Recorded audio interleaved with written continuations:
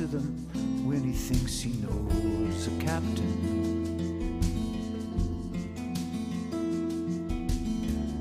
Till Margaret comes to take him home again, down unforgiving streets that trip him though she holds his arm.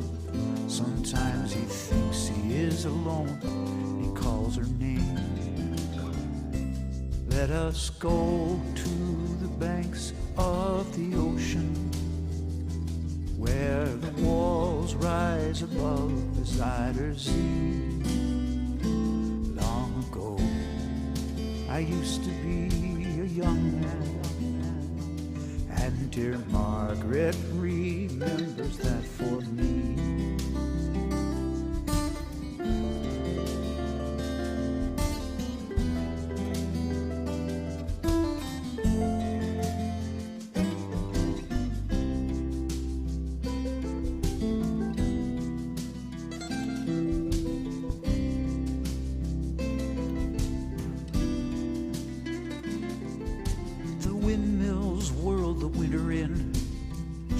His muffler tighter, they sit in the kitchen.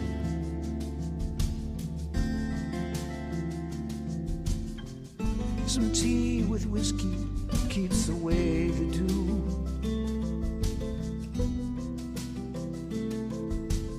He sees her for a moment, calls her name. She makes the bed up, singing some old love song.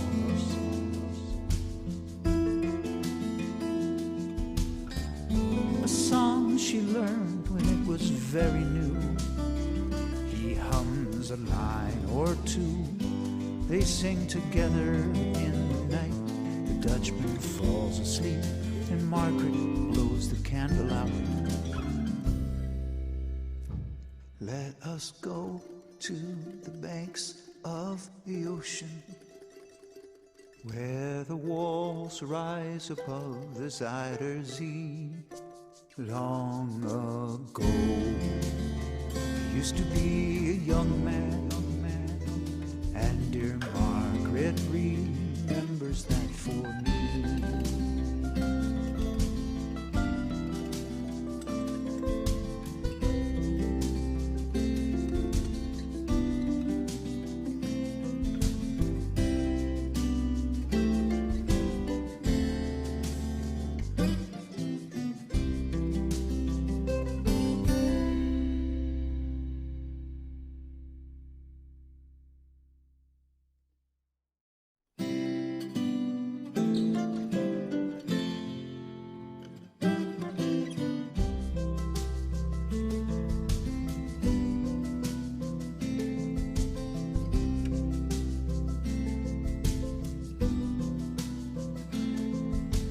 Dutchman's not the kind of man to keep his thumb jammed in the dam that holds his dreams in.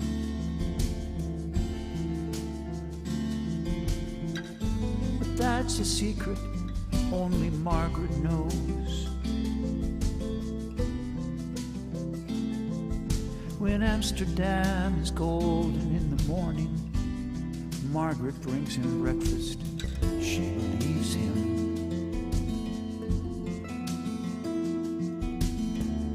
He thinks the tulips bloom beneath the snow. He's mad as he can be, but Margaret only sees that sometime. Sometimes she sees her unborn children in his eyes. Let us go to the banks of the ocean, where the walls rise above the Zuyder Zee. Long ago, I used to be a young man, and dear Margaret remembers that for me.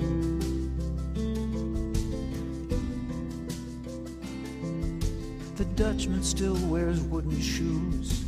His cap and coat are patched with love that Margaret sewed in.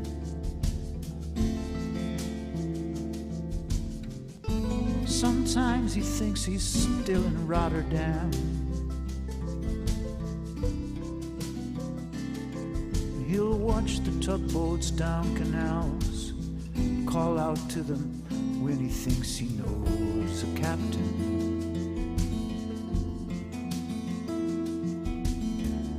Till Margaret comes to take him home again, down unforgiving streets that trip him though she holds his arm. Sometimes he thinks he is alone, he calls her name. Let us go to the banks of the ocean, where the walls rise above the Zuyder Zee. Long ago, I used to be a young man, and dear Margaret remembers that for me.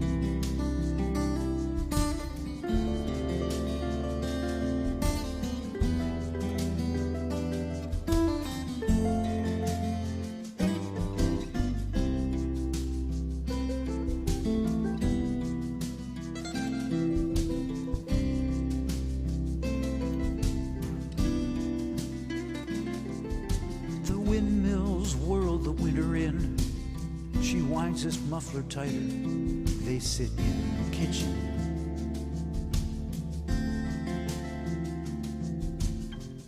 Some tea with whiskey keeps away the dew.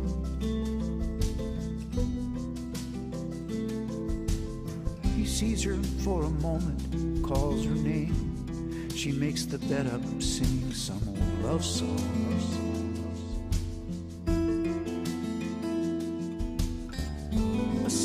She learned when it was very new. He hums a line or two. They sing together in the night. The Dutchman falls asleep and Margaret blows the candle out. Let us go to the banks of the ocean, where the walls rise above the Zuyder Zee. Long ago, I used to be a young man, and dear Margaret remembers that for me.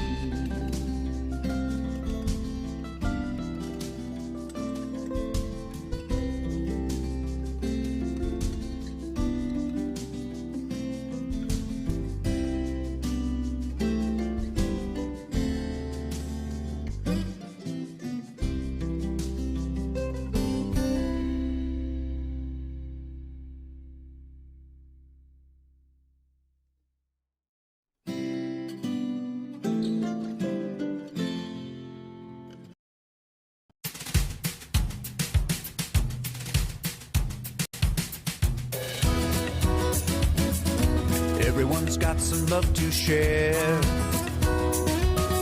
Some just keep it hidden. If you think you've got some love to spare, a little hugging's not forbidden. If you see someone who needs a squeeze, show you care and hug them, please. Spread the love by hugging it forward now.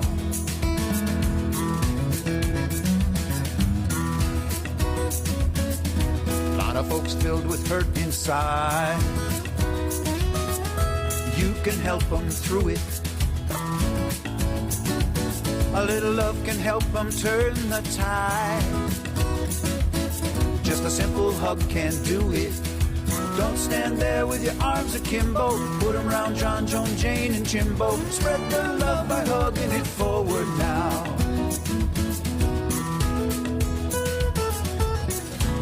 There's your Euro hug. Koala hug.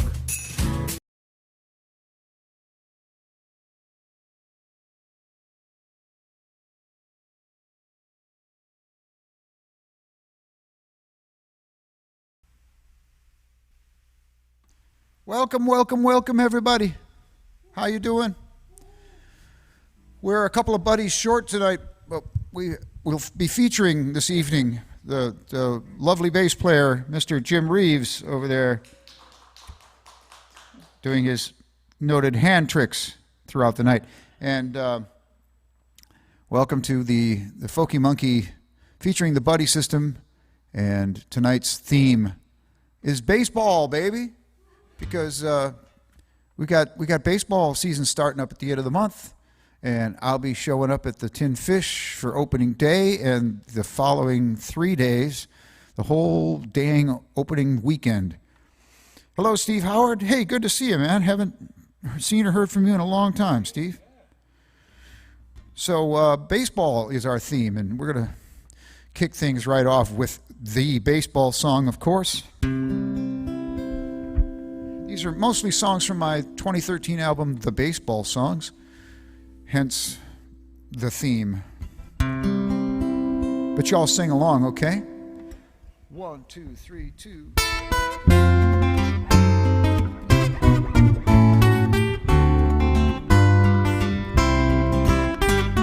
Take me out to the ball game. Take me out with the crowd. Buy me some peanuts and Cracker Jack. I don't care if I never get back. And it's root for the home team. If they don't win, it's a shame. And it's 1, 2, 3 strikes, you're out at the old ball game. 1, 2, 1.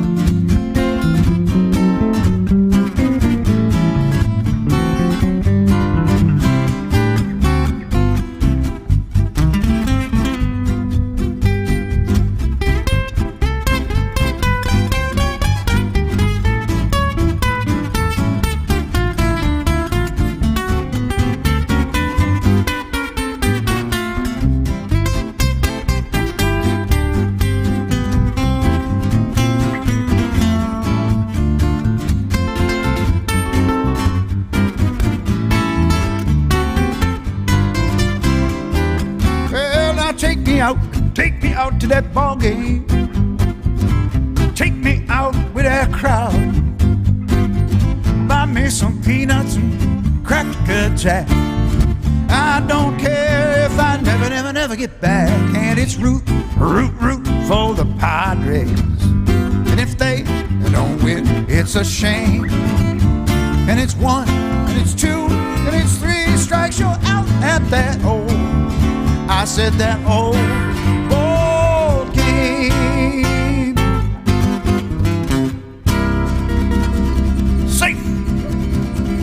Safe at home. All right. So you may notice throughout the night that I may be a little Padres biased. Hey, Michael McNevin. Good to see you, buddy. Way up there in Mudville. Hey, Mudville. Michael McNevin, the Mudville 9. We'll be getting to that later on. You know where I got that jersey, don't you, Ken West? I think you gave that to me. Pretty sure. Who's on the back? What's that? Who's on the back? Nobody. Some Hoffman. Oh, it's a Hoffman. Nobody. I didn't think there was anybody on the back. I never read the back. Yeah, you should have had hot dogs, Trish. That would have been great. And beer. And Cracker Jack for dessert. All right, yeah, but I'll be a little Padres biased tonight. So if we got any of our Michiganders out there, forgive me. But I'll be paying homage to the Tigers, too. My other home team. But like I said, I'm going to be playing the opening day series for the Padres starting April 1st at the Tin Fish restaurant. My stomping ground for, I counted it up. This is the 18th season down there. Wow. Because I started in 2004. And if I counted it wrong, I counted it on my fingers. So if I counted it wrong, correct me. But if you add it up, 2013 to 21, it's 17 years, but this is the 18th season. Because 2004 was the first season.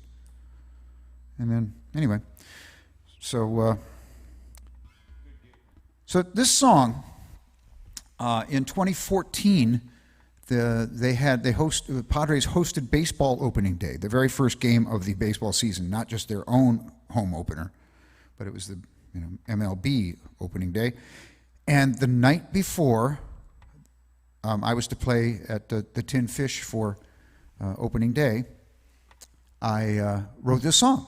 I was so pleased that I wrote this song, and I was so excited that I got to sing it on opening day that year. It's called Opening Day, and it's about opening day. I thought, hey, timing couldn't be better. And obviously I wrote it on purpose because I knew I was going to be playing on opening day. So I got down to the Tin Fish and got set up and thought, well, I'll go over my song. And then I realized I left my lyric sheet at home. Yeah. So the next day was Padres opening day, so I got to sing it for Padres opening day. But I couldn't sing it for baseball opening. I was really bummed. But I get to sing it for you guys tonight. And here we go. Turn that off so it doesn't wear the battery out. I need it. One. Well, I started out, don't I? Okay, here we go. Here we go. Here we're going now. Here. Okay, 1, 2. Woke up this morning. Whoops, sorry. Woke up this morning. Sure felt like spring. I didn't much need for my alarm clock to ring, 'cause I was up before daylight with my team colors on. Can't wait any longer. Color me gone. Down to the ballpark, first game of the year, to get some peanuts and Cracker Jack, hot dog and a beer. Toss out the first pitch, get this game underway. 6 months I waited for opening day.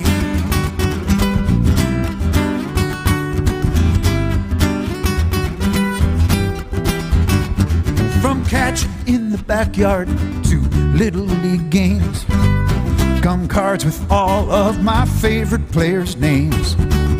The smell of the leather, the ball on the bat, that's what got me started, and man, that was that. And now it's down to the ballpark, first game of the year, to get some peanuts and Cracker Jack, hot dog and a beer. Toss out the first pitch, get this game underway. 6 months I waited for opening day. It's America's pastime, it's America's game. Without it, this country would not be the same. There's mom's apple pie, and then baseball, my friend, the national anthem, and then it's the boys of summer, simple and plain, beneath the sun of the lights. It don't look like rain. If it goes into extra, it's all right with me. There ain't no place that I'd rather be than down to the ballpark, first game of the year. I got my peanuts and Cracker Jack, hot dog and a beer. Win or lose, I'm fine either way. Season's just started, man, it's opening day. Na na na na na. Na na na na na na na na. Na na na na na na na. 6 months I waited, 6 months I waited, 6 long months I waited for opening day. Opening day. Come on, let's go down to Petco. Baseball opening day. All right. Opening day, baby. Gosh, we waited for a long time for this. I mean, we had a season last year, but it wasn't much. Thank you, Trish. Opening day. You know, I have not been able to get a buzz going on about that song, and I really think that it's a dang good opening day song. I've listened to a few others that I've found on the internet, but there aren't that many. And of all of them, I think mine's the best.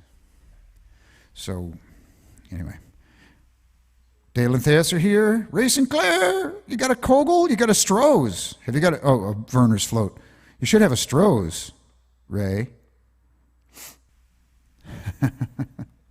Oh, thanks, Ken. You're in it. You're in the video. All right. We're going to do a song that I think is just one of the greatest songs ever. This is a perfect song in my estimation. For one thing, it was written by this song. Where am I? Am I in that camera or that camera? That camera. Hi. This song was written by the same guy who wrote "The Gambler," you know, on a long, lonely highway. And so obviously the guy knows how to write a song. His name was Don Schlitz.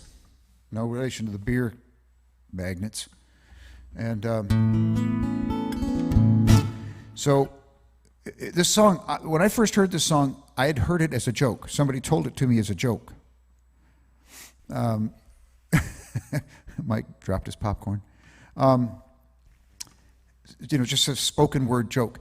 And then many moons after I heard the jokes, I heard the song and realized that Don Schlitz had written it. And a perfect song for me is one that tells a great story, has a great hook, has what they call payoffs. Just like any joke has a payoff, song's got to have a payoff too. And this song has several of them. And it tells a really wonderful story, and it tells it well in a very succinct, short package. So here's a song called "The Greatest." Pay close attention to the lyrics, or else it won't mean much to you when you get to the end. But if you listen to it all the way through, you might get a kick out of it. Ready?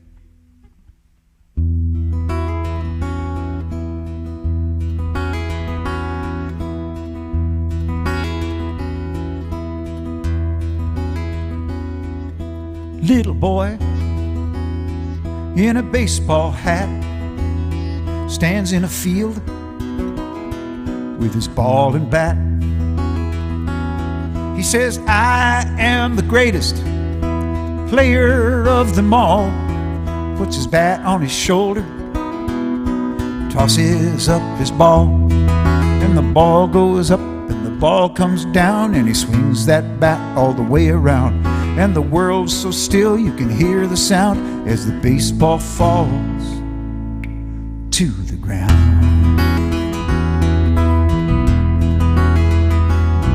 Now the little boy, he doesn't say a word. He picks up the ball. He is undeterred. He says, "I am the greatest that there has ever been." Then he grits his teeth and he tries it again.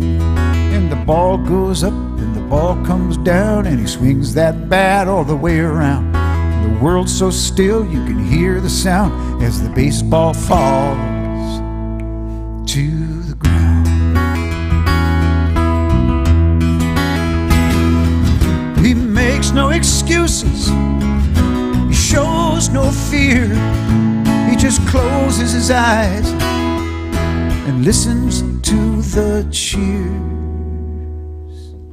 Little boy He adjusts his hat, picks up the ball, stares at the bat. He says, I am the greatest when the game is on the line. Then he gives his all one last time. And the ball goes up like the moon so bright, and he swings his bat with all his might.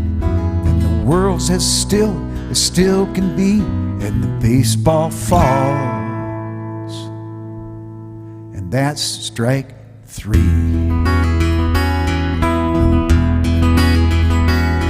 Now it's supper time, and his mama calls. Little boy starts home with his bat and ball. He says, I am the greatest. That is a fact, but even I didn't know I could pitch like that. Yeah, I am the greatest. That is understood. And here's another dang decent song, too.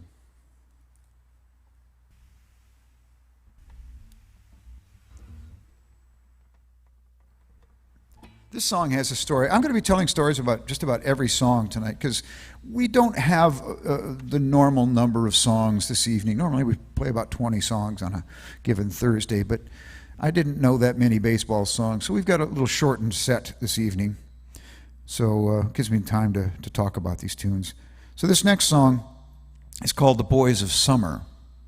And there was a book that was written in 1954 about... No, wait a minute. Was it written in 1954? I don't think it was written in 1954. But it was about the 1954 Brooklyn Dodgers. And it was called The Boys of Summer, this book. And it comes from an ancient poem, the term The Boys of Summer. And I think that's what Don Henley had in mind when he wrote this song, was the ancient poem. But I always thought of it as being a baseball song because, and I figured it this way. The song's about a guy who's like a baseball fanatic.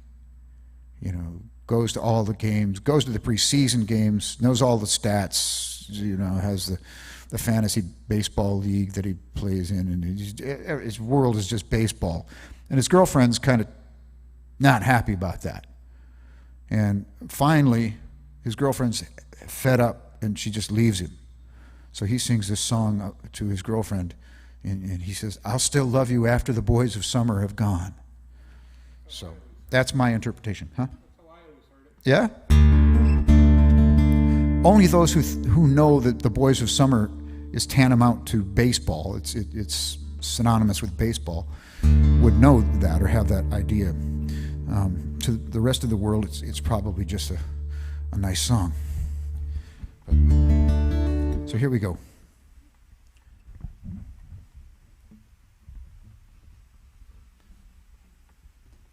One, two, three.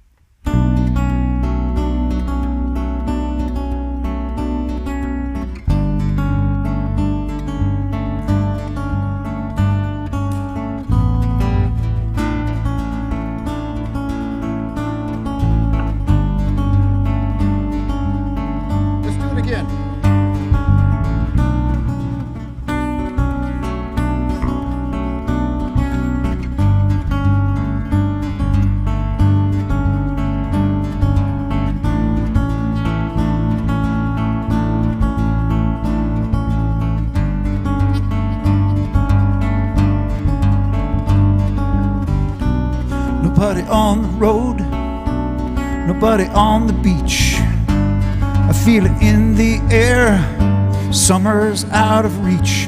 Empty lake, empty streets, sun goes down alone.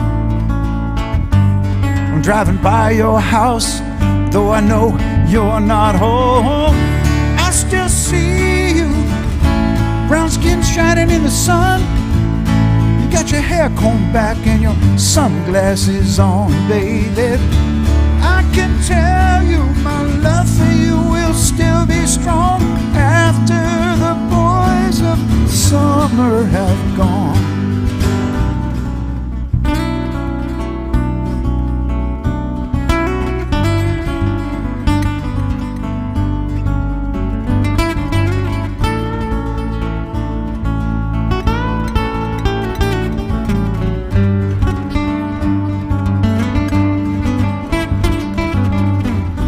Never will forget those nights. I wonder if it was a dream. Remember how I made you crazy? Remember how I made you scream? I don't understand what happened to our love, but babe, I'm gonna get you back. I'm gonna show you what I'm made of. Still see you, your brown skin shining in the sun, walking real slow, smiling at everyone. And I can tell you my love for you will still be strong after the boys of summer have gone.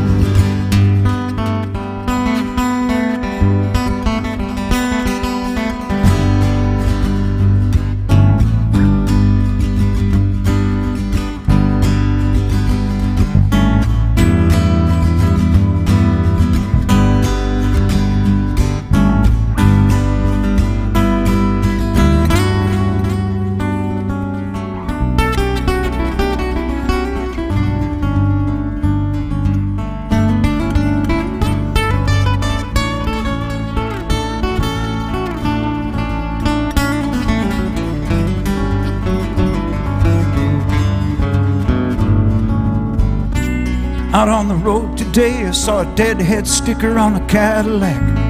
A little voice inside my head said, don't look back, you can never look back. Thought I knew what love was, what did I know? These days are gone forever, I should just let them go. But I still see you, your brown skin shining in the sun, top pulled down, radio on, baby. And I can tell you my love for you will still be strong after the boys of summer have gone. I still see you, your brown skin shining in the sun. You got your hair slicked back in those Wayfarers on, baby. And I can tell you my love for you will still be strong after the boys of summer have gone.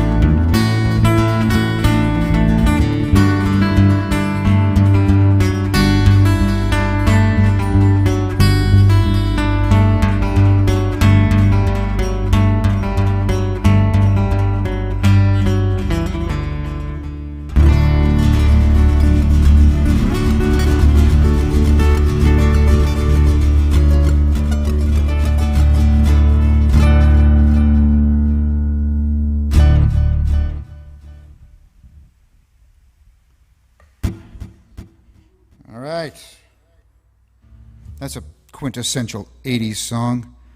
Thanks, Donald Osborne. Glad you liked that song. You know, after every one of these shows, hi, Pam. Good to see you. Or, well, see that you're here. Good to see that you're here. After every one of these shows, the next morning, I will, oh, Christopher from way up there, Mount Shasta way. Good to see you, buddy. Thank you very much. So, where was I? After these shows, I get online and I look at the replay and I watch the chat that goes down during the show. And people are always going, great song, but I never know what song you're talking about because it's not always the the chat doesn't happen at the same time as the song all the time. So if you guys want to comment on a particular song, put the name of the song in there so I know which song you're talking about. Small favor. Steve. Shaka bra. Thank you, Michael. Are you at the shop? Are you at the Mud Puddle shop right now? Are you at home? Or is home and the Mud Puddle shop one and the same? I don't know. My buddy, songwriter Michael McNevin, lives up in a town called Niles, California, and he has a little storefront called the Mud Puddle Shop. I don't know exactly what he dabbles in there, but I do know that he does these little jams, for the local music community, and they get together. He says you can fit 13 or 14 whole people in there. Maybe a half person might stumble by, and then cram him in there too. Now here's another song that features a little boy like that, the greatest song that we did. This features another little, I'm home a block from the Mud Puddle shop, Michael says. All right. One of these days I'll get up there, Michael. So it features a boy who's a baseball wannabe, baseball player. And this kid is actually on a team in this song. And I can really relate to this song. Jim can relate to this song too. He told me before we went on that he was in a little T League or some such thing when he was a child, and he played right field. And he remembers this one particular game. It was the last game he played for this league. And they hit a rope, a frozen rope, right out to him in right field, and he just stood there petrified, thinking, catch it, catch it, catch it, at all costs, and he stuck his glove out in front of his face, and it slammed into the glove. And his dad was sitting right there by the right field fence and saw the whole thing, and big proud day for him. I, on the other hand, oh, you can cram 30 people in there. That's cool. It's an underground creative hive that's on street level. So my story, why I can relate to this song is, I'm from mid-Michigan originally, and when I was a kid, my dad had a girlfriend on the other side of the state, and so sometimes he'd go see his girlfriend, and he'd drop me at my cousin's house, which was a little south of where we lived, and in a little town called Hartland, Michigan, H-A-R-T, Land, Michigan. And so I was there frequently enough to where they put me on the Little League team with my cousin. My cousin and I were on different teams. It was such a small town, and it was such a poor league that they couldn't afford uniforms. So basically all they issued us for our sign-up fee were different colored T-shirts. Like each team had a different color. And so there were the blues and the reds and the greens and the oranges and the yellows.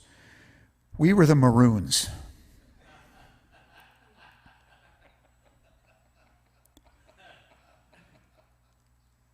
And I'll tell you, when you're a kid, and of course Warner Brothers is king, the Warner Brother cartoons are king, the Maroons was not a good thing to be called. Ah, what a maroon! So, anyway, we're the Maroons, and I was a pitcher, and I could throw the ball really fast and really hard. Now, controlling it was another issue. So eventually, due to complaints by certain mothers in the crowd from the opponent's teams, my coach thought it wise to put me out in right field, because probably the ball would never come to me, but if it did, I would at least have the power to throw it back into the infield. So that's how I can relate to this song. I spent many a game molding out in right field.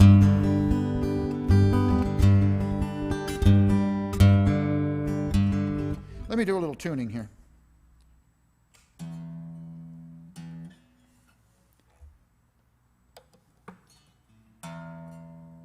This song is also kind of a perfect song.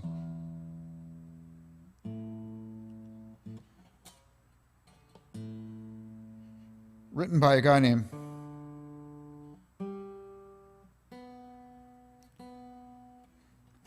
I can't remember his last name all of a sudden. His first name's Willie. Willie Welch. Thank you. Local? No, Austin, Texas. And for those of you who are Peter, Paul, and Mary fans, you've probably heard this done on a Peter, Paul, and Mary album called, I think, Songs for the Campfire, or Songs Around the Campfire, or something like that. But it's called Right Field.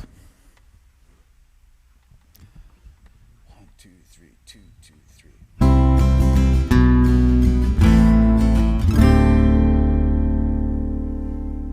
Saturday summers when I was a kid, we'd run to the schoolyard, and here's what we did. We'd pick all the captains, we'd choose up the teams. It was always a measure of my self-esteem, 'cause the fastest and strongest played shortstop and first. The ones they picked last were the worst.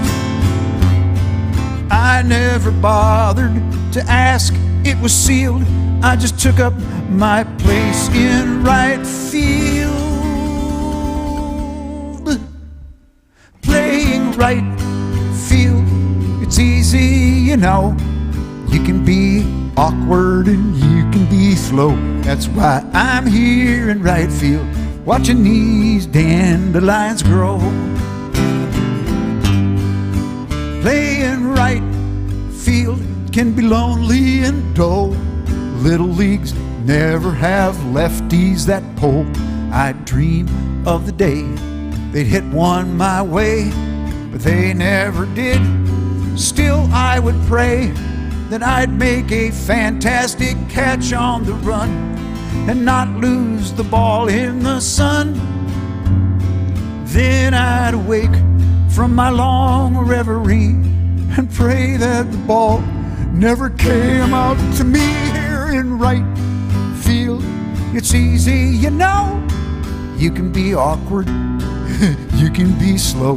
That's why I'm here in right field, watching these dandelions grow.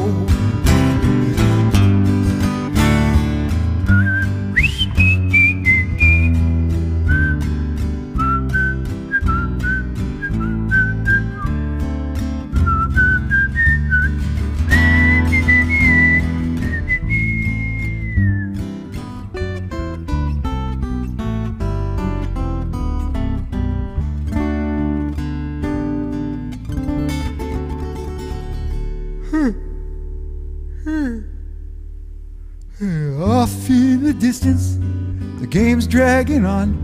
There's strikes on the batter, some runners are on. I don't know the inning, I've forgotten the score. The whole team is yelling, I wonder what for. Suddenly everyone's pointing at me. My mind has been wandering, what could it be? Then they point at the sky, so I look up above, and a baseball falls into my club.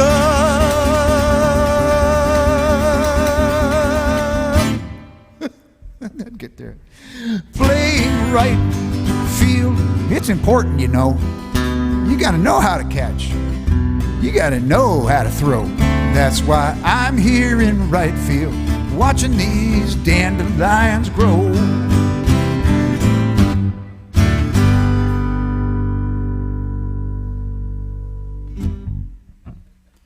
All right. That's a cool little song. Thank you, Willie Welch, for writing that for us all. All right. Joe, I'm here, and I have missed you so. Allison Flores. Hello, Allison. How are you doing? Nice to have you aboard for the evening. And are you, Allison, you're not in San Diego anymore, are you?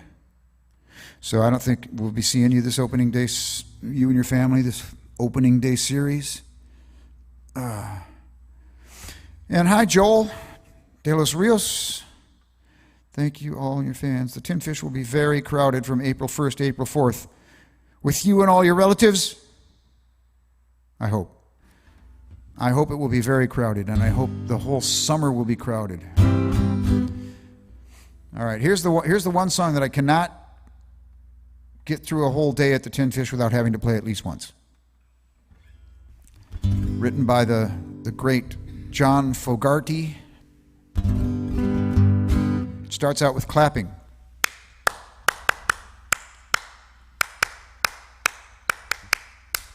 Are you clapping at home? I can't hear you.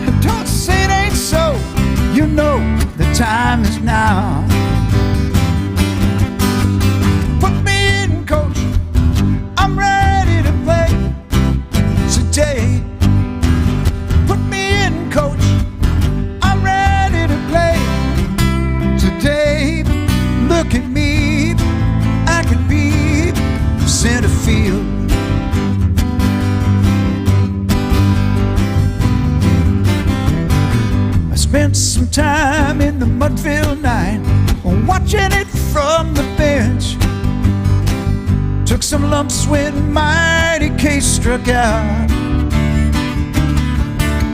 Say, hey, Willie, tell the Cobb and Joe DiMaggio, don't say it ain't so, you know the time is now. Put me in, coach, I'm ready to play today. Put me in, coach, I'm ready to play today. Look at me, I can be center field.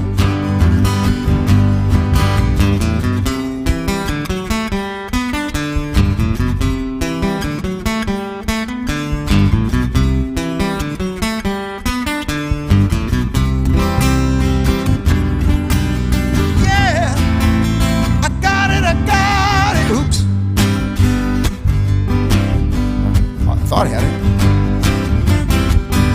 Got a beat up glove and a homemade bat and a brand new pair of shoes. Think it's time I gave this game a ride, just to hit that ball, touch 'em all. A moment in the sun, it's gone, and you can kiss that one goodbye. Come on and put me in, coach, I'm ready to play today. Put me in, coach, I'm ready to play today. Look at me, I can be. I said, put me in, coach, I'm ready to play today. Put me in, coach, I'm ready to play today. Look at me, I can be center field.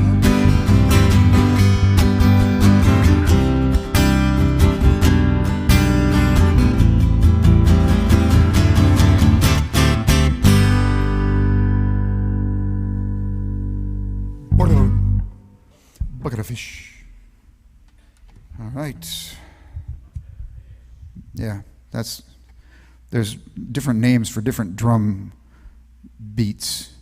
Hello, Brother Dick. How you doing, man? Good to see you there. My brother Richard is out in the audience. Katie Moore says, I can't play baseball, but I am compelled to sing along.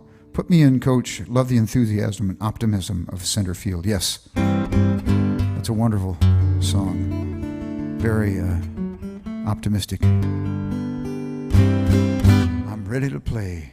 Show me my field of dreams. Clap, clap, clappity. Michael.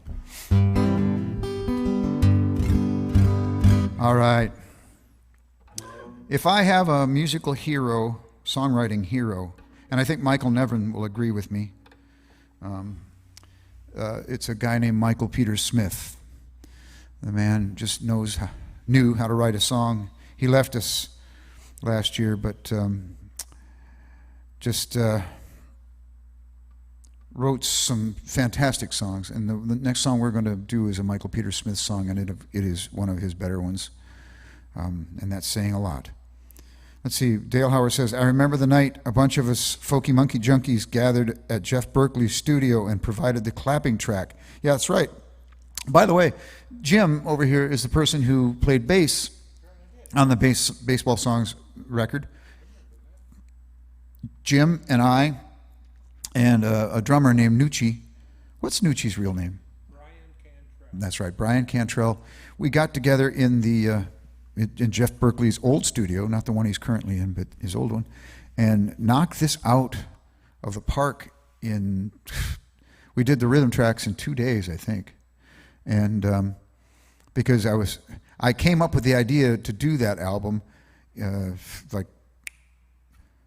at the last minute, I came up with the idea in December and asked Jeff if he thought it would be possible to get it out by opening day. And his schedule was so jam-packed, but he said, well, let's give it a try. So I started a Kickstarter funding campaign, and we funded it in 28 days. We got $10,000 to do that album and put it out by opening day. It was amazing that we got it all done. But so Jim's the bass player on the album, and yep, Michael McNevin agrees there about Michael Peter Smith. So we're going to do a Michael Peter Smith song.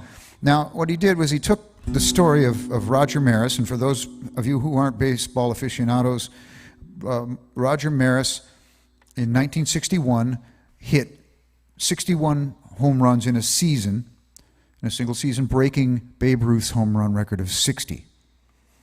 Now, he did it just after they had raised the number of games in a season to 162 games. And it gave him 6 more games than Babe Ruth had to do this in. And his record came, I think, after Babe Ruth's season would have ended.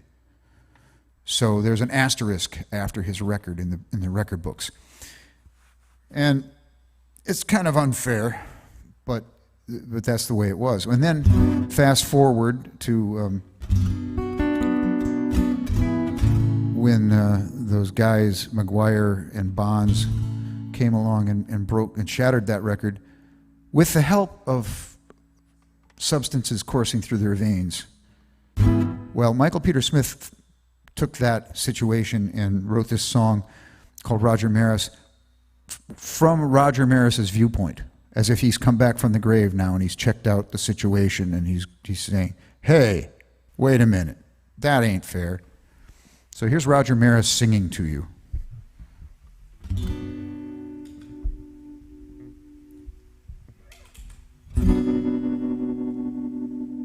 One, two, three. Whoop, am I not at the right key? There, how about this one? Oh, bad. Me and my capos. 1, 2, 1, 2.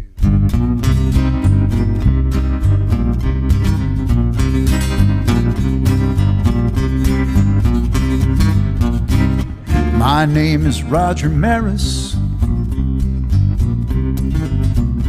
and from Fargo I come. It's not like me to be showing off. In the words of some fool song, but you know that there's a number when all is said and done, that belongs to me and only me. And that number 61. Yeah, 61 homers for you. And everyone a thrill. I just did what God gave me to do, without a needle or a pill.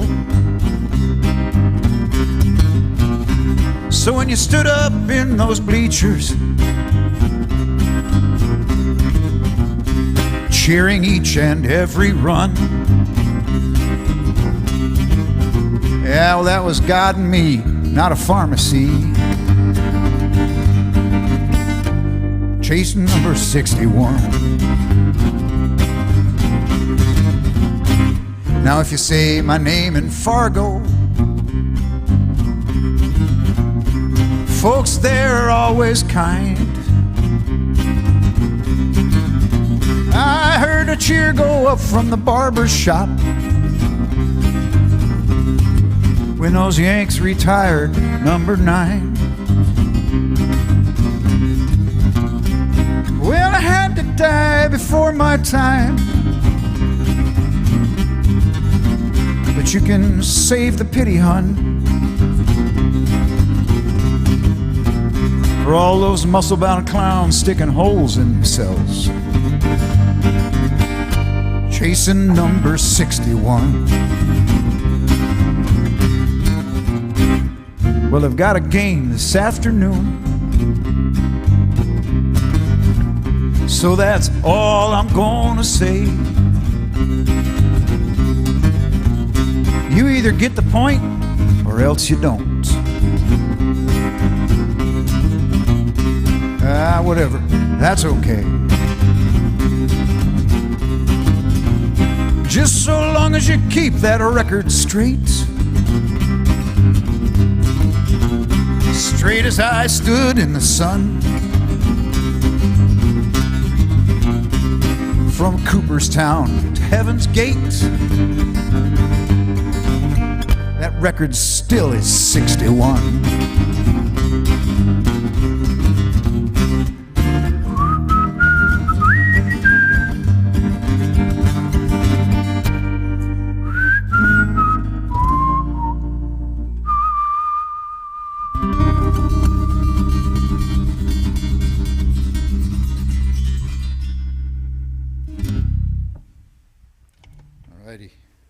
Roger Maris by the late, great Michael Peter Smith.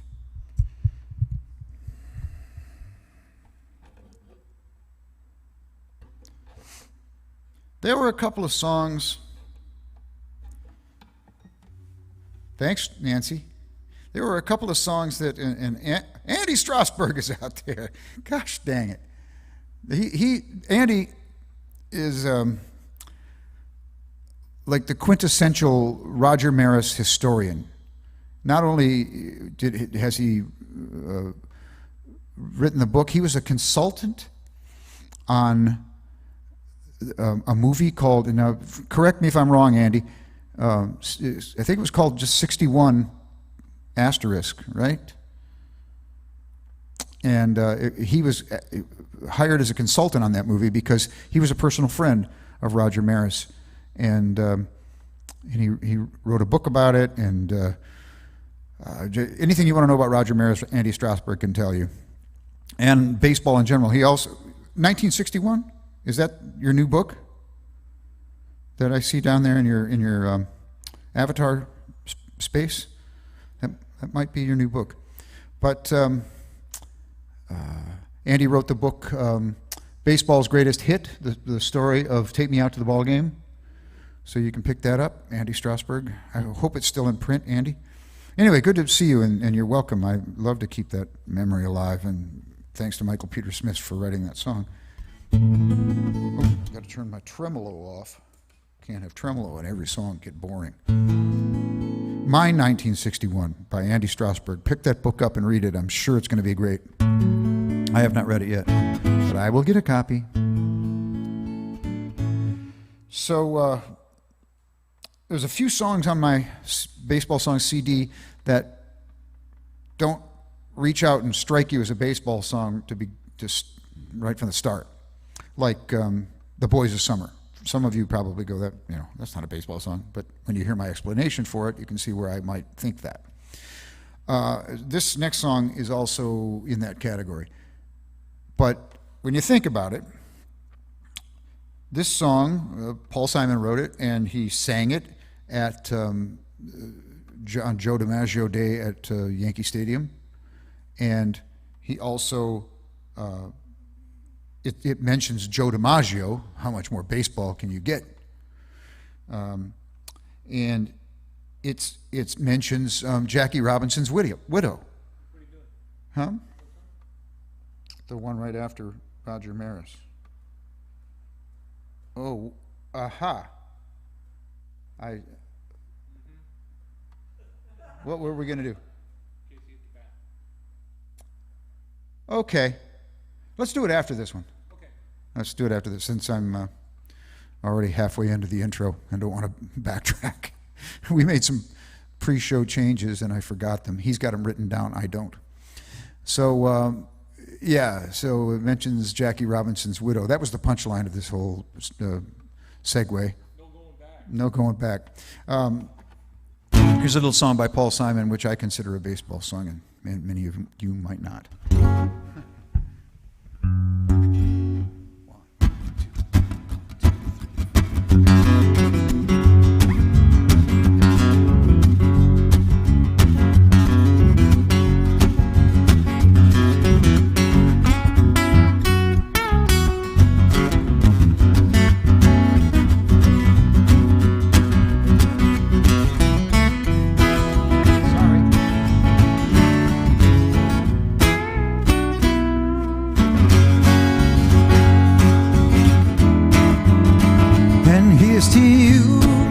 Robinson, Jesus loves you more than you will know. Whoa, whoa, whoa. God bless you, please, Mrs. Robinson. Heaven holds a place for those who pray. Hey, hey, hey. Hey, hey, hey. We'd like to know a little bit about you for our files. We'd like to help you learn to help yourself. Look around you, all you see are sympathetic eyes. Stroll around the grounds until you feel at home. And here's to you, Mrs. Robinson. Jesus loves you more than you will know. Whoa, whoa, whoa. God bless you, please, Mrs. Robinson.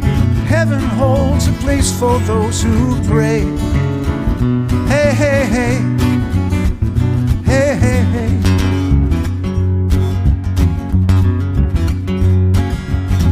Hide it in a hiding place where no one ever goes. Put it in your pantry with your cupcake. It's a little secret, just the Robinsons' affair.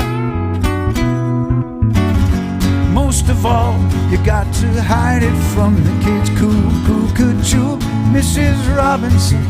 Jesus loves you more than you will know. Whoa, whoa, whoa. God bless you, please, Mrs. Robinson. Heaven holds a place for those who pray. Hey, hey, hey. Hey, hey, hey.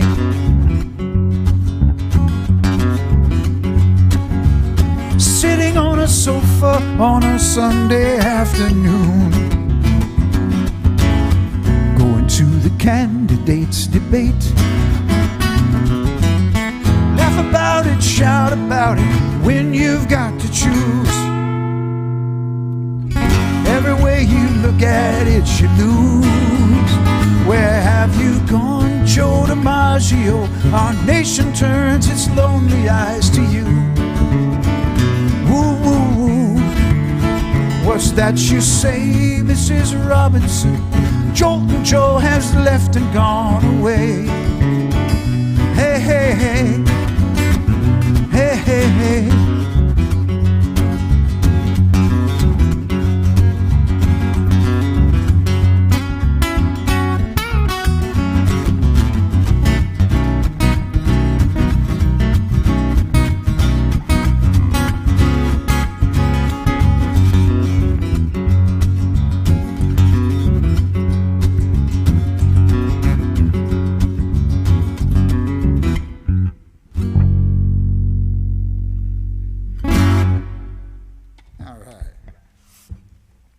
Paul Simon song.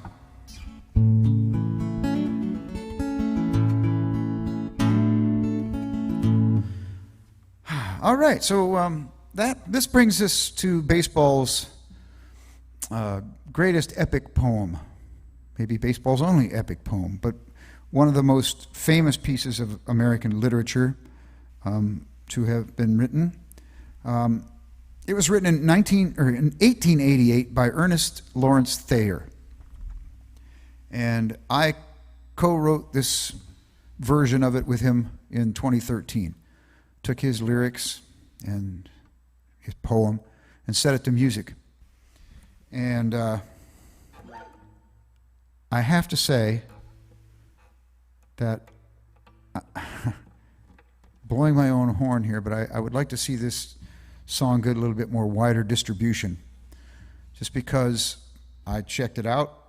I've looked everything up I can on the internet regarding this poem, and I've only ever found one other musical version of it, and I found it lacking. I believe this musical version is a good interpretation of the poem. It tells the story of Casey and the Mudville Nine and the day he had on this particular afternoon. And I think it's one of the most well-written stories. It's just so vivid, the writing in this song. It's great. So here we go. This is the Ballad of Casey at the Bat. Huh? Yeah.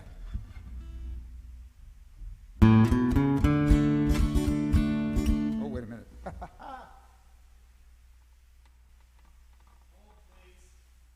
What? I said hold, please. Hold, please. Yes. Hold, please.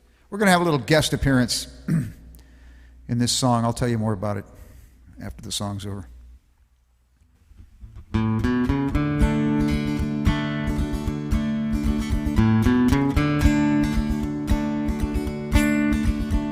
Well, the outlook wasn't brilliant for the Mudville Nine that day. Score stood 4-2 with but one inning more to play.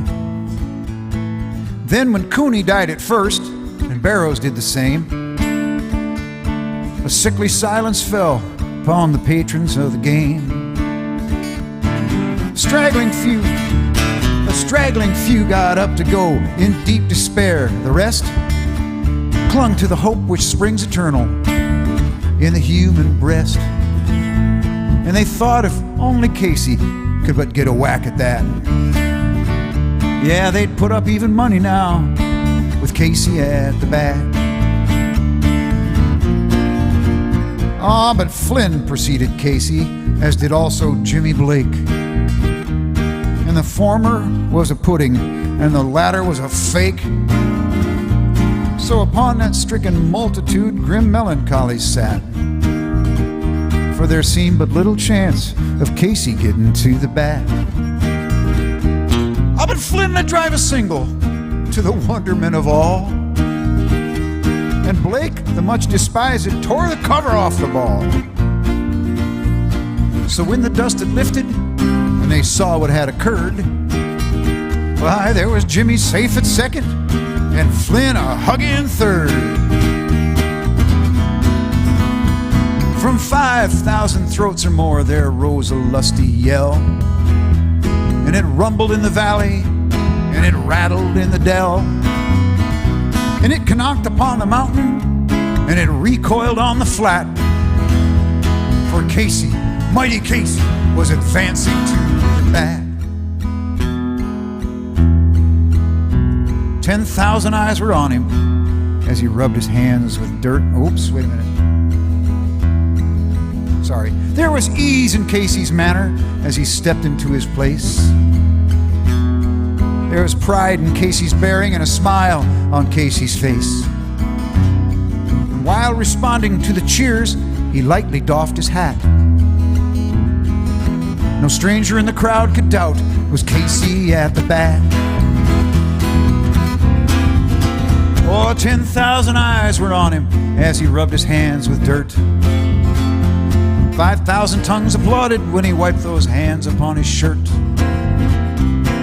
While the writhing pitcher ground the ball into his hip,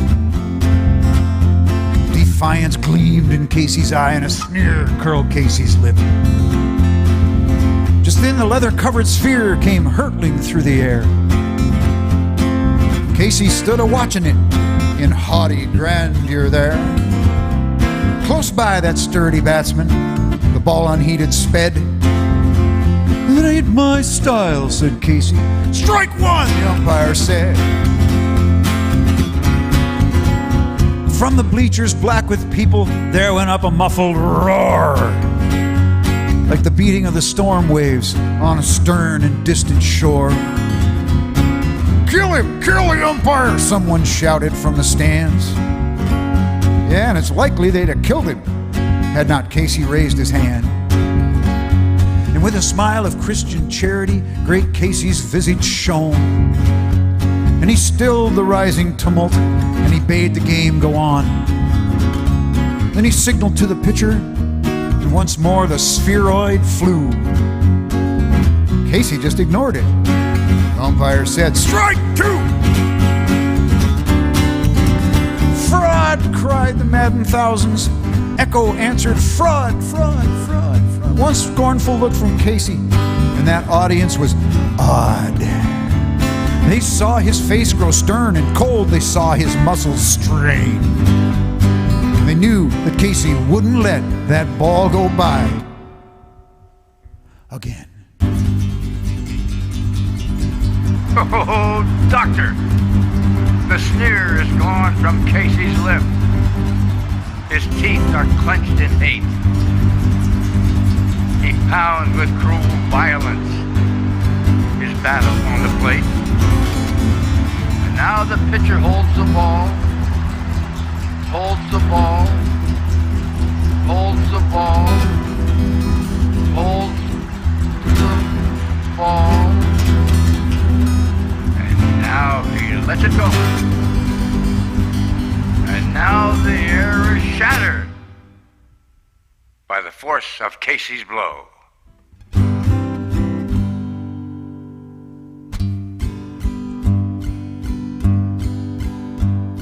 Well, somewhere in this favored land, the sun is shining bright.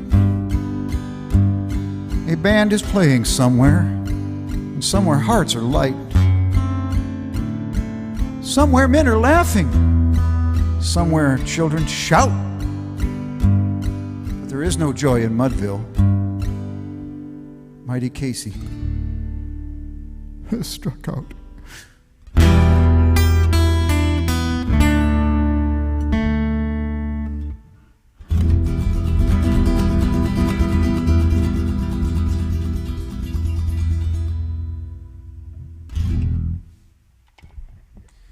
There you go. A lot of words in that tune. And a lot of key changes, too. That's one that you don't want to get lost in. Whew. Mudville, come on, Casey, swing that stupid bat. Hey, Michael, if you really want a kick, and anybody out there who wants a kick, now that you've heard that, go check out, Google Garrison Keillor, Casey at the Bat, because he wrote the sequel to it from the opposing team's viewpoint, and it is hilarious. It's just hilarious. I want to learn it so I can sing it to that melody. I don't know if it's got. I think it's got a few more verses, stanzas, so it might not quite fit. I might have to change a few more keys.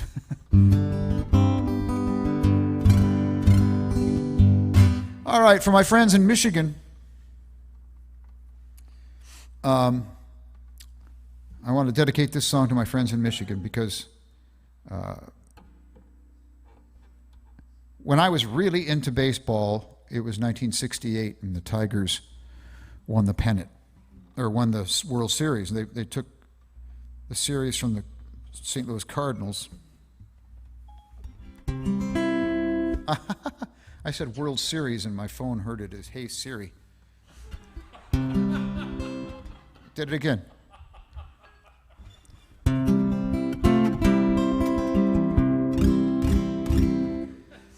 So I wrote this song about my experience as a young man. When you're a kid, one of the big goals, rewards, goals to shoot for is to be able to stay up late, right? The later you can stay up, the better. It's just a thing, you know. It just makes you feel like you're older. And so imagine, you know, you're tuning in a night game, and the Tigers are playing on the West Coast, or in the West somewhere. And so not only is it a night game, but they're playing on the West Coast, so the game's going to be really late. So we used to have this late night movie host, you know, that would show scary movies. His name was Sir Graves Ghastly. You guys had Elvira. We had Sir Graves Ghastly. But so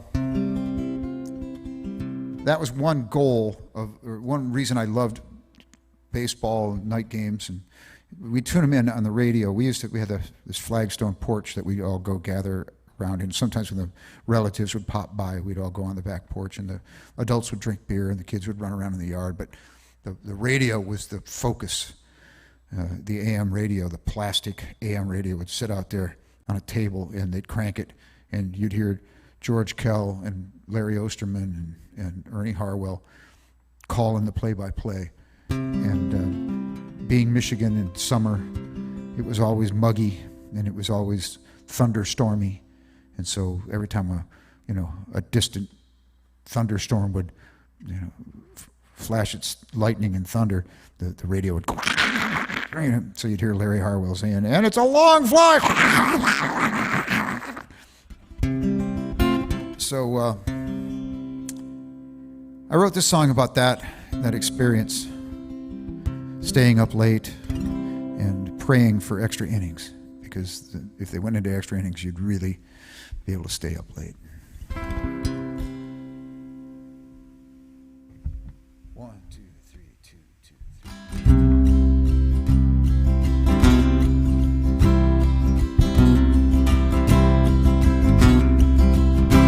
As a boy, I lived in Michigan. Farm fields all around.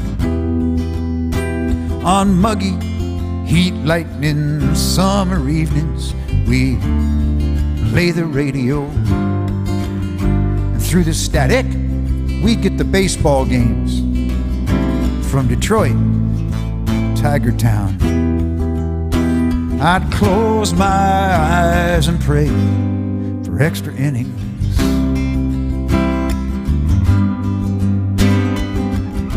And the Tigers were my team back then. And what a team they were. They had K-Line, Freehand, and Storm and Norman,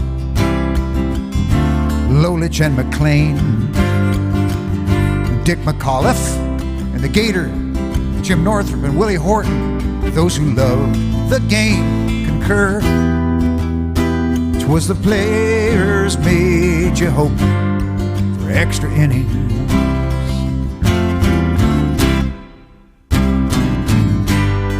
Anything to make it last, anything at all. A wild pitch, a sacrifice, a hard knock to the wall. From opening day in April to the series in the fall, I would start each game with hope for extra innings.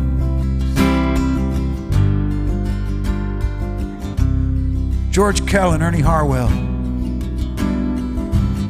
They do the play-by-play. They painted such vivid images. I could be there in my mind. How they conjured peanuts and Cracker Jack with every word they'd say. Man, they sure could talk you through the extra innings.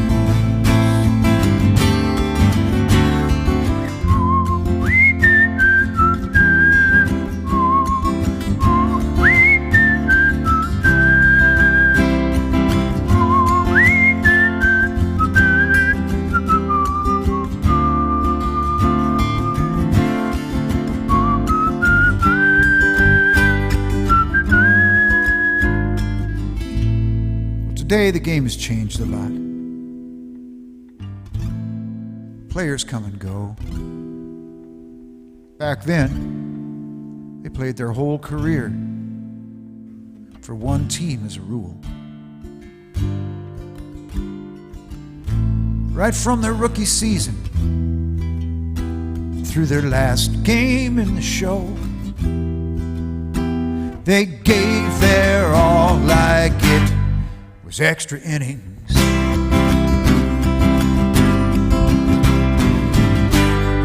Anything to make it last, anything at all. A wild pitch, a sacrifice, a hard knock to the wall. From opening day in April through the series in the fall.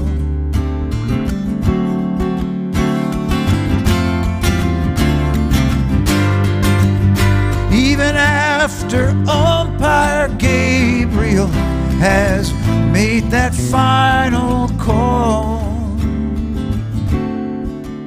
I'll close my eyes and pray. It would sure be nice if there were extra innings. I love the extra. Give me extra. I'll take some extra innings.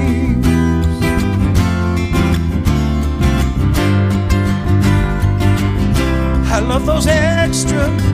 How about some extra? Give me extra innings. Hot dogs. Got your hot dogs. Cold beer. Cracker Jack. Popcorn. I love the extra. How about some extra? I'll take some extra innings.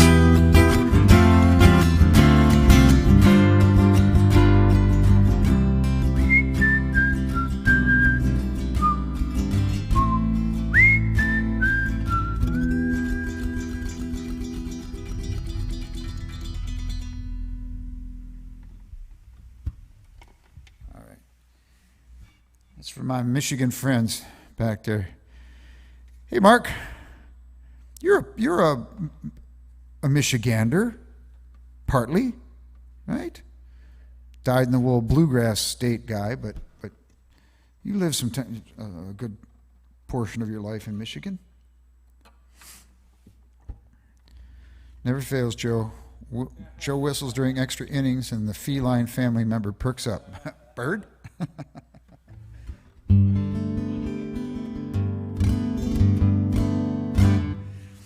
All right. Moving along in this little baseball journey. Hey, Tim, how you doing? Signing on late, that's okay. You're here. That's a good thing. We're going to do this song that was written by a good friend, Calvin Hart, the local San Diego singer-songwriter, one half of the duo Berkeley Hart, a great songwriter. And he wrote this song about Trevor Hoffman's worst moment.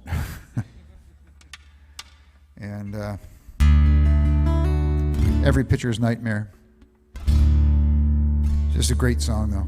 Easily, it's one of those songs that you were kind of like born knowing and start singing along to right away. It's called Bad Day. Let's see.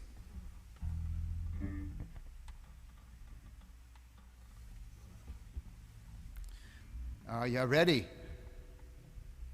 Okay. 1, 2, 1, 2, 3.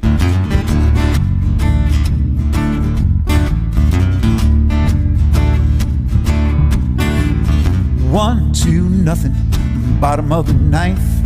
Pitcher stands alone with the pennant on the line. The hometown groans, the visitors cheer. He was the finest closer in the league that year. 2 came up, 2 went down. The next man worked the 3-2 count. Just one more strike to get it done, but he gave up back-to-back home runs. It was a bad day to have a bad day. Any other day would have been okay. There's nothing you can do, there's nothing you can say. It's just a bad day to have a bad day.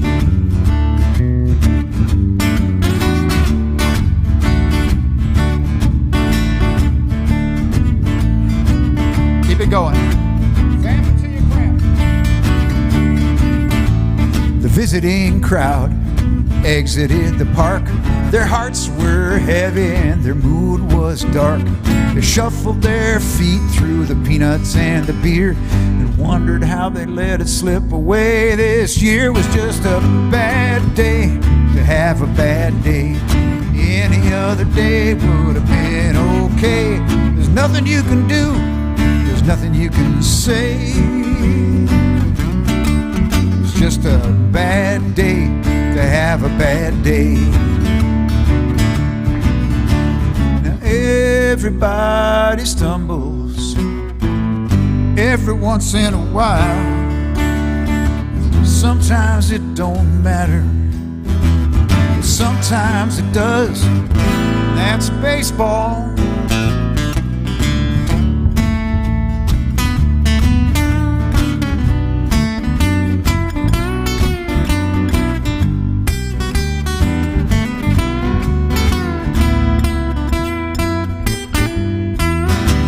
Back at the clubhouse, packing up their stuff, pitcher sits alone with his head in his hands.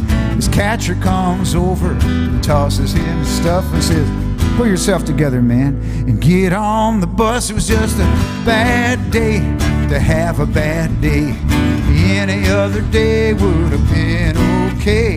There's nothing you can do, there's nothing you can say. It's just a bad day to have a bad day. It was just a bad day to have a bad day. It was just a real bad day to have a bad day. Yeah.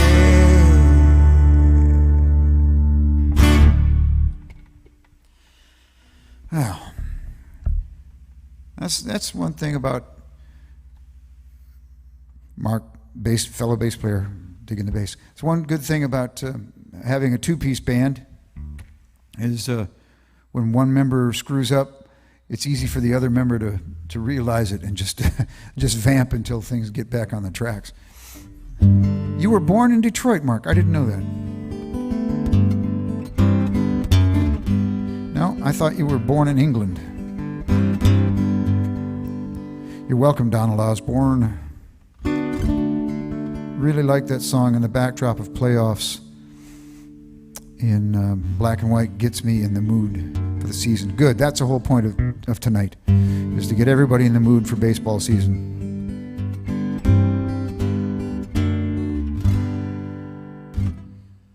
All right, now this next song was not on my CD. The next 3 songs were not on my CD. I just thought I'd throw them in just to kind of make the night a little bit longer. Let's see, Extra Innings always reminds me of my awesome granddad who was a huge Tigers fan. You're welcome, Trish. Glad that to hear when people attach sentiment to songs that I write. It's a good thing. So this song has been adopted by the Boston Red Sox team and their fans. For whatever reason, I don't know, but it became a thing, and it's now an international thing. And it never ceases to amaze me how things get perceived, especially in the music world. And you take a song like this, and there's so many things to sing along on in it. But what did the world choose to sing along on? A horn part. Not even words. They just made up their own words and sang along to a horn part, and that has become the number one sing-along these days. And so you all do that if you're so inclined. Sing along on the bop bop bas. I think you'll know what I mean when we start playing this. Written by Neil Diamond. Here we go. A one, a two, a 1, 2, 3.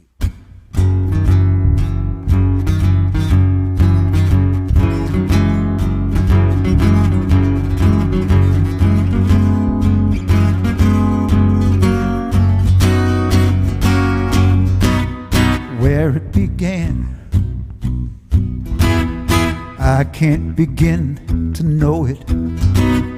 I only know it's going strong. Wasn't the spring, then spring became the summer. Who'd have believed you'd come along? Hand touching hands, reaching out, touching me, touching you. Sweet Caroline, good times never seem so good. I've been inclined to believe they never would. Look at the night, and it don't seem so lonely. We fill it up with only two. And when I hurt, ow, the hurting runs off my shoulders, splat. How can I hurt when I have you? Warm, touching warm, reaching out, touching me, touching you. Sweet Caroline,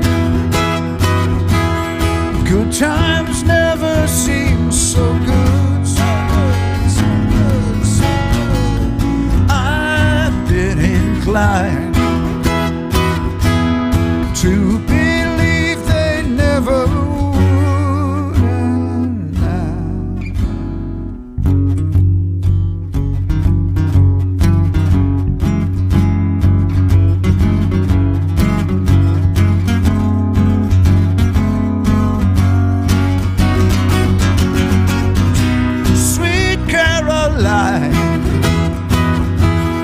Good times never seem so good, so good, so good, so good. I've been inclined to believe they never would. Everybody, Sweet Caroline, ba, ba, ba. Good times never seem so good, so good, so good. Inclined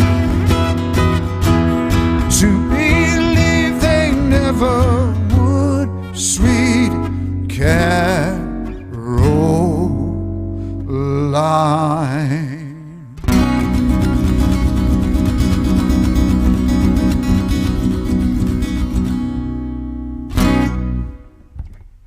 There you go. Sweet Caroline. An honorary baseball song. All right. I'm going to do earlier tonight we did a song called Center Field. And one of the lyrics in that song is rounding third and headed for home, it's a brown-eyed handsome man. Well, some people don't know where that line came from, but we're going to do the song from whence that line came. And it was written by Chuck Berry. It's called Brown-Eyed Handsome Man. So here you go. This is my first time ever performing this for anybody. I think Jim's too. Yeah, so I just pulled it out of the air this afternoon, decided I wanted to do it. I never did learn that lead lick, so here we go.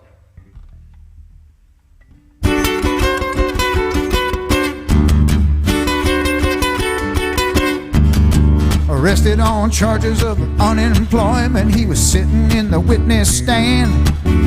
The judge's wife called up the district attorney, said, "You free that brown-eyed man. If you want your job, you free that brown-eyed man." Flying across the desert in a TWA, I saw a woman walking across the sand. She'd been walking 30 miles en route to Bombay to meet a brown-eyed handsome man. Her destination was a brown-eyed handsome man. Way back in history, 3,000 years, in fact, ever since the world began, there's been a whole lot of good women shedding tears about a brown-eyed handsome man. A lot of trouble, he's a brown-eyed handsome man.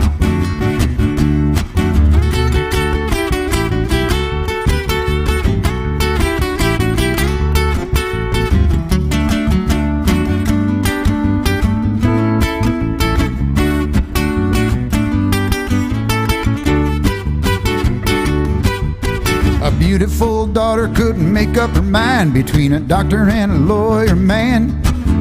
Her mother told her, "Darling, go out and find yourself a brown-eyed handsome man. That's what your daddy is, a brown-eyed handsome man." Now Venus de Milo was a beautiful lass. She had the world in the palm of her hand, but she lost both her arms in a wrestling match to meet a brown-eyed handsome man. She fought and won herself a brown-eyed handsome man. Keep it going. 3 to the count with nobody on. He hit a high fly into the stands. Around in third and headed for home. It was a brown-eyed handsome man. He won the game. He was a brown-eyed handsome man.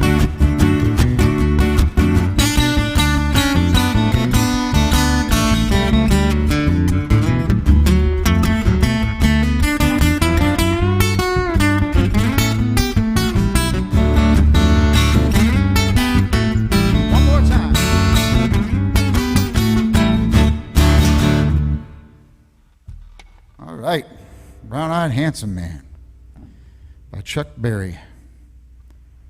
Not to be confused with Chuck Barris. One more time. Well, ladies and gentlemen, and anybody I missed, thank you very much for being here tonight. On behalf of Mr. Jim Reeves, our fine bassist this evening,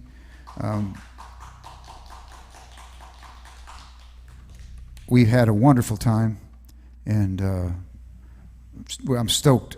I'm just stoked, as stoked can be, to be going to be playing back at the Tin Fish for opening day. Old stomping grounds. Playing these baseball songs I'll be playing that day and that weekend, as well as all the other songs that I can manage to play in that amount of time.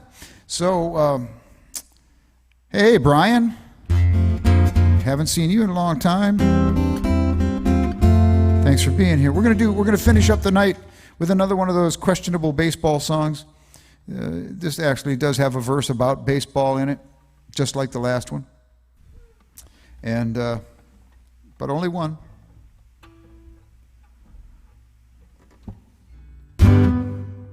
This is a song by the Boss. Here we go.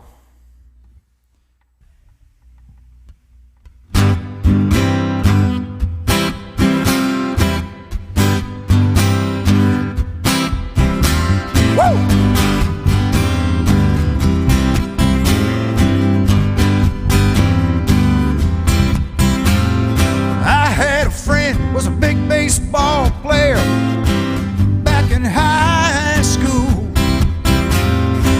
He could put that speedball by you, make you look like a fool, boy. Well, I saw him the other night at this roadside bar. I was walking in, he was walking out. We went back inside, sat down, had a few drinks. All he kept talking about was glory days. How they'll pass you by, glory days. In the wink of a young girl's eye, glory days, glory days.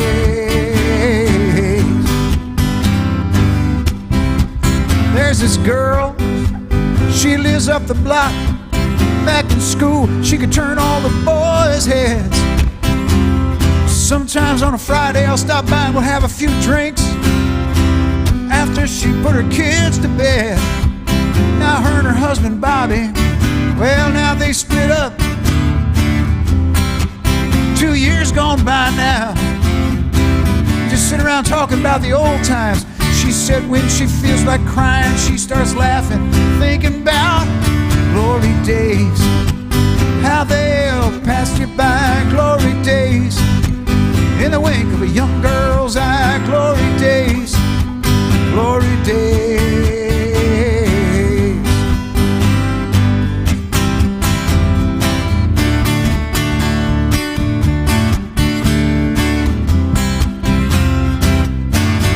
Woo!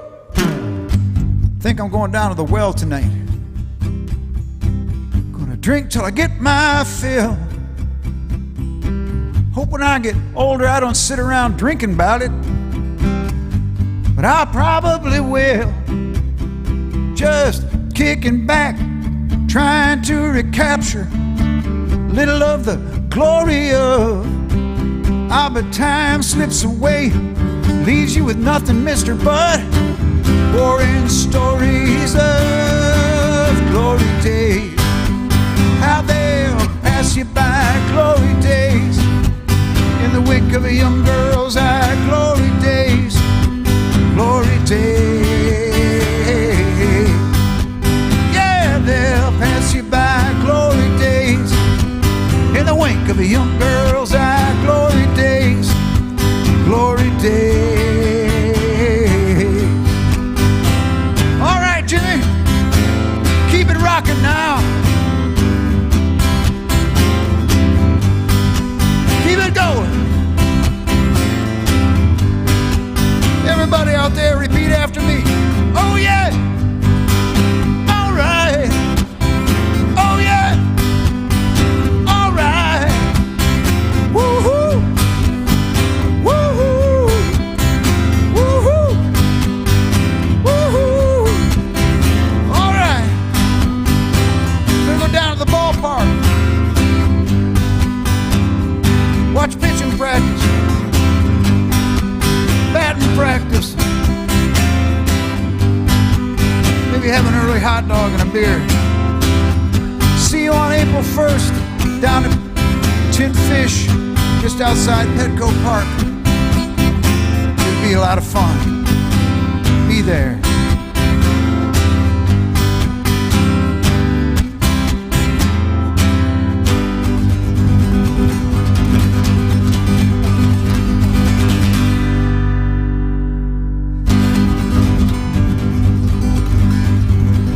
Oh, doctor.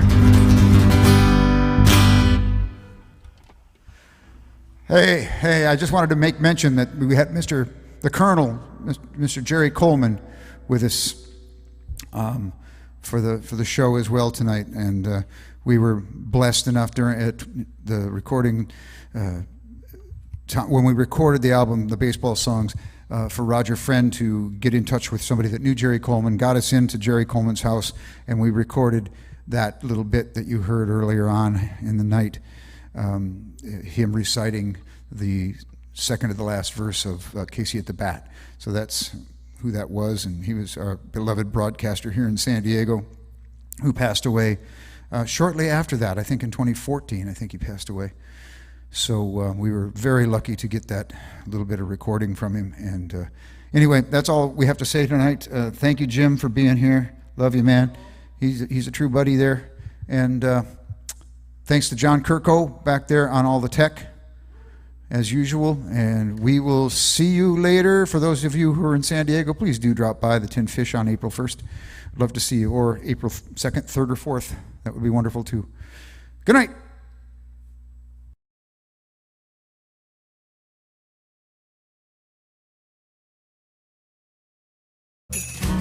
A helicopter hug, a shaking hug, a patting hug, a football hug, hugging it forward. Put a smile on someone's face. Don't refrain from embracing. We can make the world a nicer place by narrowing the spacing. Ask them first so you don't scare them. It works best if you prepare them. Spread the love by hugging it forward now. A one-shoulder hug, a bear hug, a jumping hug, a group hug, a great big hug, a little baby hug, a gentle hug, hugging it forward. Put a smile on someone's face. Don't refrain from embracing. We can make the world a nicer place